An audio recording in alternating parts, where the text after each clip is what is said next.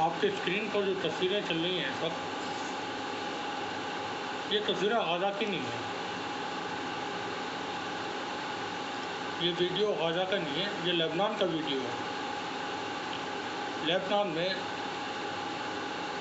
कैसी तबाही हुई है इस वक्त, ये तबाही इसराइल के एयर स्ट्राइक्स के बाद है, बात की है।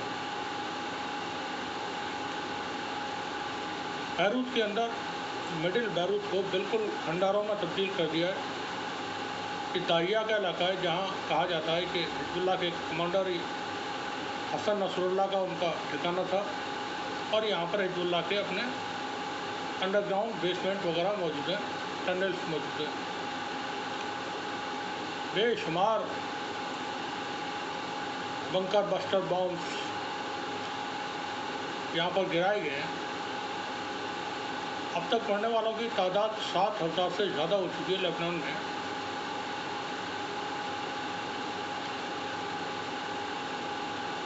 वहीं एक जो मामला बना हुआ है ईरान और इसराइल को लेकर के, ईरान के हमलों के जवाब में जो ईरान ने 1 अक्टूबर को किए थे, इसराइल क्या करेगा।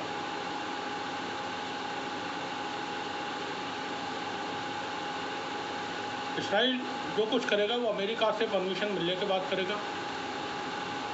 बिना अमेरिका की रजामंदी के इसराइल कुछ भी नहीं कर सकता है, किसी का भी, न हमास का, न लेबनान का, न यमन, न इराक, न सीरिया और न ही ईरान। अच्छी बात यह है कि अरब के तमाम मुल्क इस वक्त एक पेज पर, एक प्लेटफॉर्म पर हैं।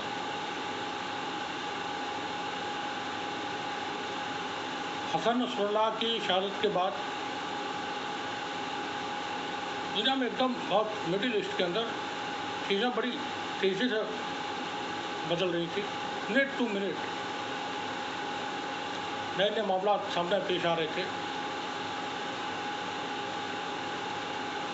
क्या होगा, अब क्या होगा, मीडिया रिपोर्ट्स और तमाम चीज़ें। चीन और रूस ने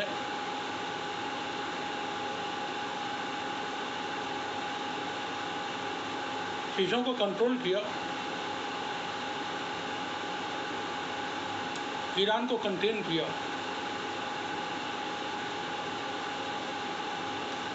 ईरान के फॉरेन मिनिस्टर लेबनान गए,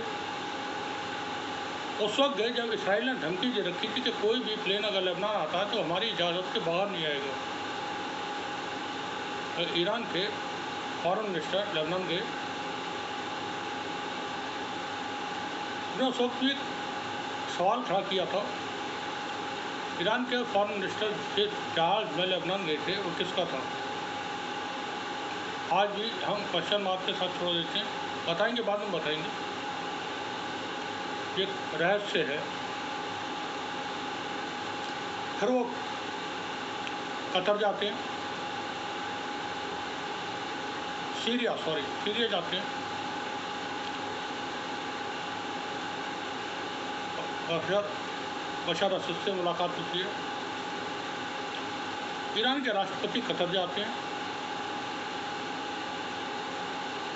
और सऊदी अरब के विदेश मंत्री भी कतर पहुंचते हैं।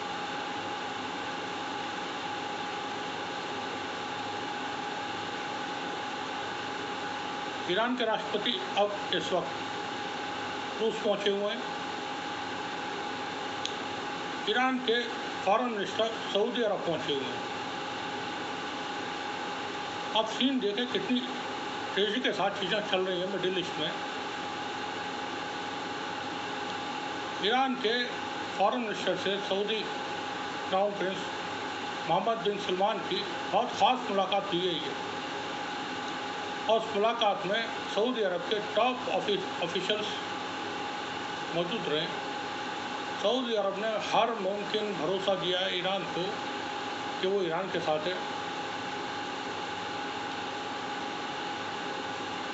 इसराइल के साथ अगर कुछ होता है तो ओमान, कतर, बहरीन, यूएई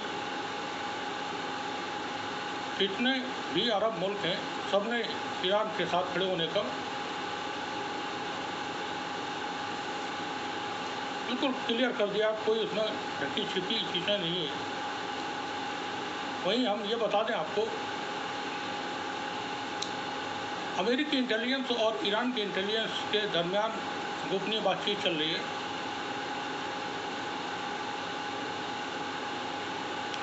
ये इराक में हो रही है बातचीत के साथ, इराक के अंदर ये तमाम बातें चल रही हैं, क्योंकि बहुत सारी चीज़ें एक साथ जब हुई तो बड़ा पैनिक दुनिया में हो गया था।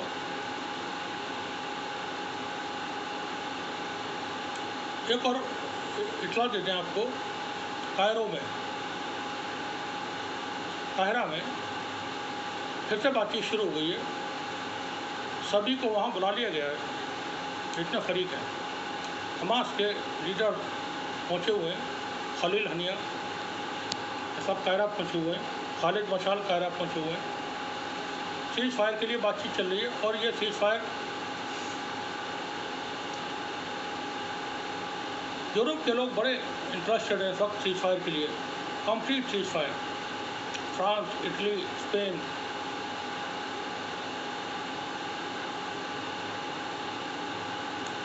फ्रांस ने 23 अक्टूबर को 88 मुल्कों की कॉन्फ्रेंस कॉल कर लिए लेबनान को लेकर के। 88 वो कंट्रीज जहां फ्रेंच बोली जाती है,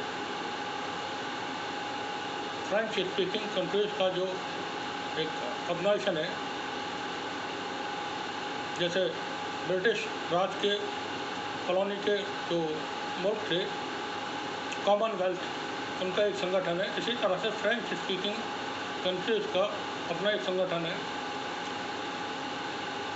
लेबनान कॉलोनी रहा था फ्रांस की, तो फ्रांस ने लेबनान के इशू पर 88 मुल्कों की कॉन्फ्रेंस बुला ली है और वहाँ वो नेतन्याहू को बहुत उल्टा सीधा जो भी होगा कहेंगे। मैक्रोन ने बहुत सख्त बयान दिए नेतन्याहू को लेकर के।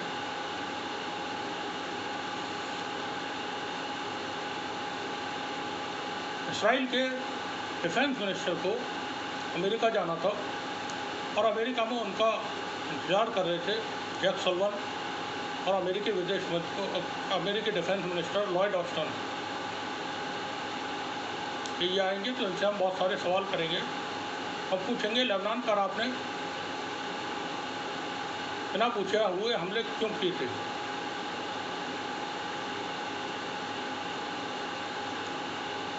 तो उसको नेतन्याहू ने अपने डिफेंस मिनिस्टर को नो फ्लाई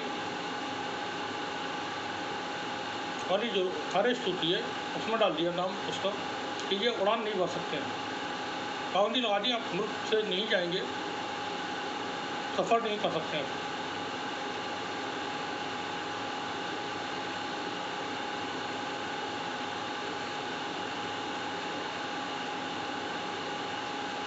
डिफेंस मिनिस्टर से अमेरिका कांटेक्ट में है, तो नेतन्याहू ने उसको रोक दिया कि तुम नहीं जाओगे और तब तक नहीं जाओगे जब तक कि बाइडेन का फ़ोन मेरे पास नहीं आ जाता है। जब बाइडेन मुझे कॉल करेंगे उसके बाद मैं तुम्हें इजाज़त दूंगा अमेरिका जाने की या नहीं जाने की, जो भी होगा, लेकिन तुम अभी फ़िलहाल तो नहीं जाओगे। वो बड़ा घमासान चला हुआ है एडमिनिस्ट्रेशन में, इसराइल की हुकूमत के अपने लोगों में एक दूसरे को गालियां दे रहे हैं। आजकल जो मीडिया में खबरें आ रही हैं बड़ी ख़तरनाक हैं, बड़ी बेइज्जती एक दूसरे की कर रहे हैं।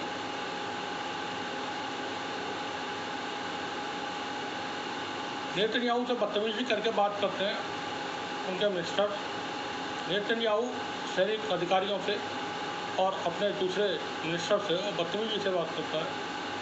गालियों के इस्तेमाल होने की भी खबरें मीडिया में हैं, एक दूसरे को गाली दे करके। जैसे लेबनान में इन्होंने ज़मीनी ऑपरेशन शुरू किया और वहाँ हिजबुल्लाह ने अंदर आने दिया और आने के बाद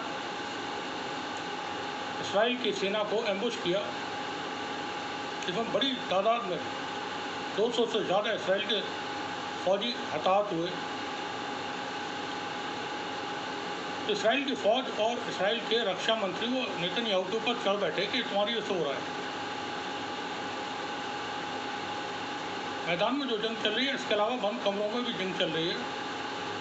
एक और हैरान करने वाली रिपोर्ट आई, और वो रिपोर्ट ने दुनिया भर में एक तहलका मचा दिया। बॉब विलवर्ड की रिपोर्ट है वो। ये बड़े मशहूर जर्नलिस्ट, राइटर, फिलोसफर, बहुत सारे उनको उपाधि दे सकते हैं, अमेरिकी हैं। उनकी बेस्ट सेलर्स में 14 किताबें अब तक बेस्ट सेलर्स में शुमार हुई हैं। बहुत बड़े राइटर हैं। उनकी किताब आने वाली है वॉर। किताब के कुछ पेज अखबार में छपे हैं, उसमें बड़े इंकशाफ हुए हैं। विलवर्ड लिखते हैं उसमें, कोरोना के दौरान, जैसा कोरोना चल रहा था दुनिया भर में, ट्रंप को भी कोरोना हो गया था, अमेरिका के प्रेसिडेंट थे, तो ट्रंप ने प्रेसिडेंट पुतिन को कॉल की और कहा कि जहां तुमने अपना कोरोना टेस्ट करवाया, मेरा भी वहीं करवाओ। और मुझे अमेरिकी इदारों पर कोई भरोसा नहीं है। और पुतिन ने कहा कि तुम्हारे पास और लोग होंगे, आहिस्ता बोलो ज़रा। ट्रंप ने कहा वैसे तो कोई नहीं है, और फिर मैं किसी से डरता नहीं।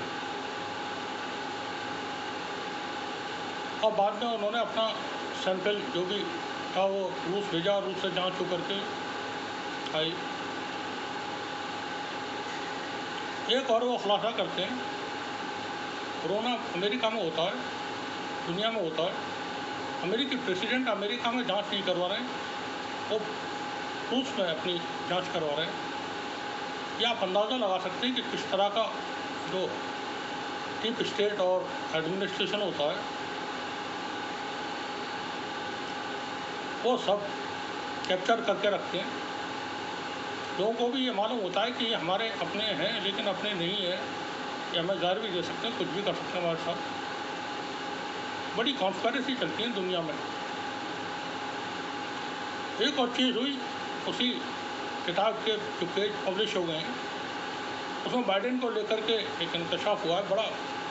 तो वो नेतन्याहू को एम्बेरस करने के लिए इतनी बड़ी खिल्ली उड़ाई है नेतन्याहू की बाइडेन ने।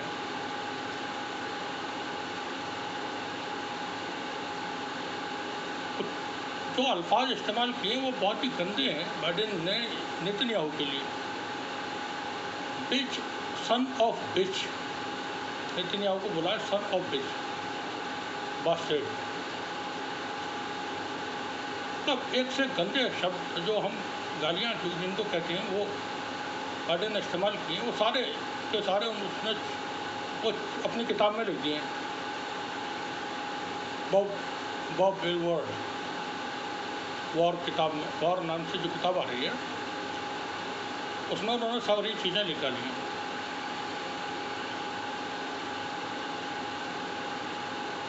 अमेरिका ने इसराइल को बोला है कि आप ईरान के ऊपर हमला नहीं करेंगे, उसकी न्यूक्लियर फैसिलिटी पर और ऑयल डिपो पर।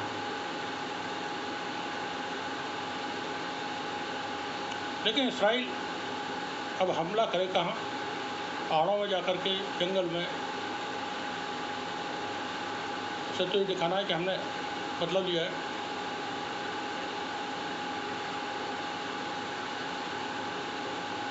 नेतन्याहू के बाइडेन की बात हुई है, जब नेतन्याहू ने अपने डिफेंस मिनिस्टर को नहीं जाने दिया, उसके बाद बाइडेन ने कॉल किए, दोनों बातचीत हुई है।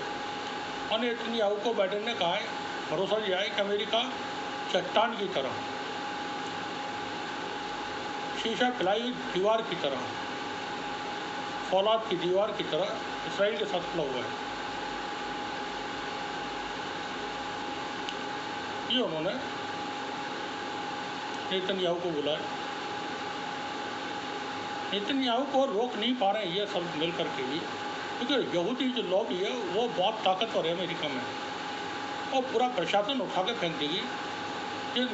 हम किताब की बात कर रहे थे बॉब विलवर्ड की, उनकी पहली किताब थी, उसमें उन्होंने खुलासा किया था तो अमेरिका के राष्ट्रपति को इस्तीफा देना पड़ गया था तब निक्सन को।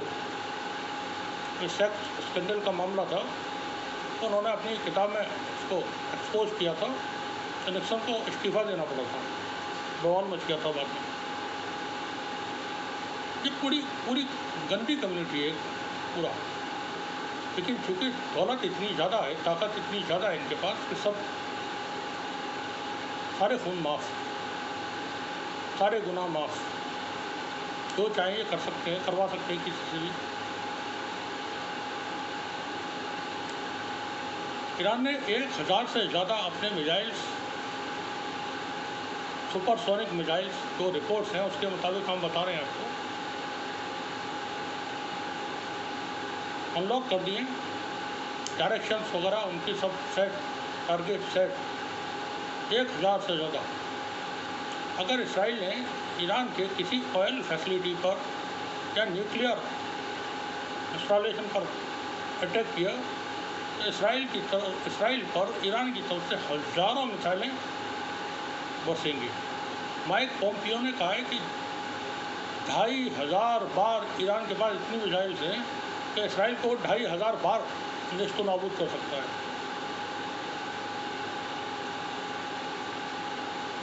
माइक पोम्पियो ये अमेरिकी एक्स फॉरेन मिनिस्टर हैं।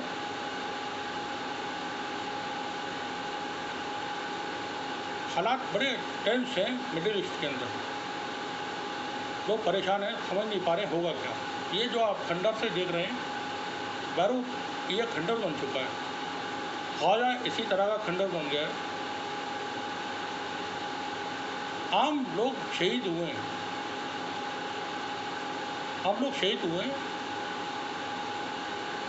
लेकिन हमास की ताकत, हिजबुल्लाह की ताकत तो बरकरार है।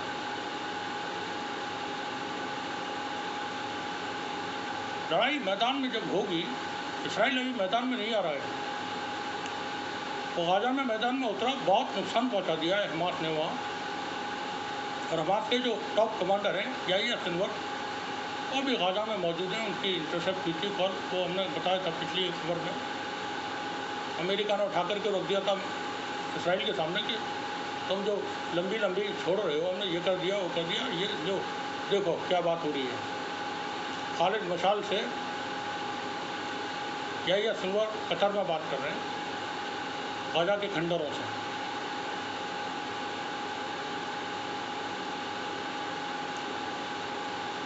नेतन्याहू हमला जरूर करेगा ईरान पर, यह हमला किसी भी वक्त हो सकता है, क्योंकि तैयारी है। अमेरिका ने भी चुनाव है अगले 5 नवंबर को अमेरिका के अंदर, बड़ी बेचैनी है वहाँ।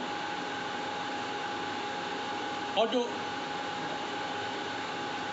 एक्सट्रीम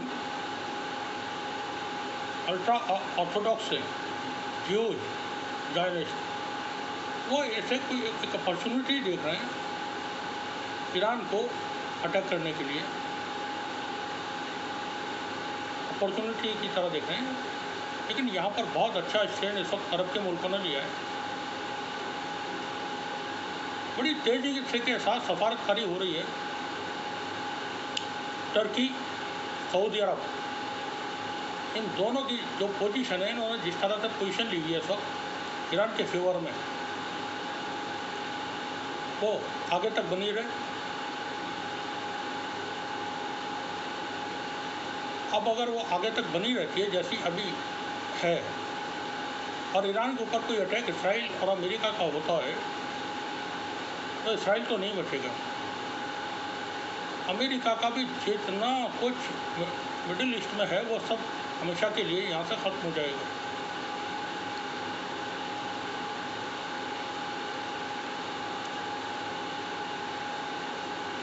ईरान के अगर न्यूक्लियर इंस्टॉलेशन पर हमला होता है तो ईरान के लिए बहुत बड़ी बात होगी, क्योंकि ईरान को न्यूक्लियर पावर हासिल करना ही है। वो 60% रिच में तक पहुंच चुका है, संवर्धन यूरेनियम का 60-70% कर रहा है वो, बिल्कुल करीब, जैसा खबरें आती हैं न्यूक्लियर बम बनाने के करीब है ईरान। और मुमकिन है बना लिया हो। अब अगर वहाँ इंस्टॉलेशन पर हमला होता है अब तो ईरान ईंट से ईंट बजा देगा। और अगर ऑयल इंफ्रास्ट्रक्चर पर होता है तो ईरान ने कह दिया किसी भी मुल्क का तेल नहीं जाएगा पर्शियन गल्फ से, रेड सी से, ओमान की खाड़ी से, हॉर्मोज स्ट्रेम से, कहीं से कोई तेल नहीं जाएगा किसी भी मुल्क का, किसी भी मुल्क का। और सऊदी अरब ने अपना कह दिया ईरान को कि हम